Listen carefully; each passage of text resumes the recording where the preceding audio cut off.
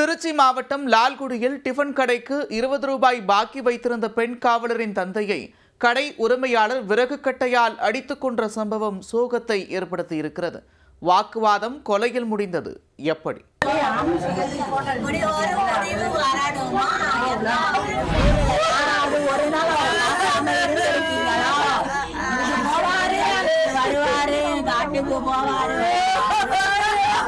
திருச்சி மாவட்டம் லால்குடி அருகே கொன்னைக்குடி கிராமத்தைச் சேர்ந்தவர் 50 வயதான ஏசுராஜ்.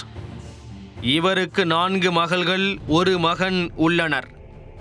இவரது மூத்த மகள் ஜெயபிரபா, அவரது கணவர் அருண்குமார் ஆகியோர் காவல்துறையில் பணிபுரிகின்றனர்.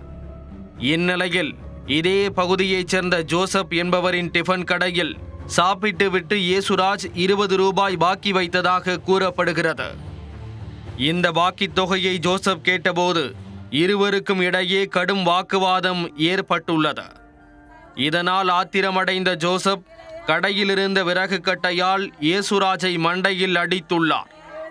இதில் படுகாயமடைந்த ஏசுராஜ் லால்குடி அரசு மருத்துவமனையில் சிகிச்சை பெற்று மேல் சிகிச்சைக்காக திருச்சி மகாத்மா காந்தி நினைவு அரசு மருத்துவமனைக்கு கொண்டு செல்லப்பட்டார்.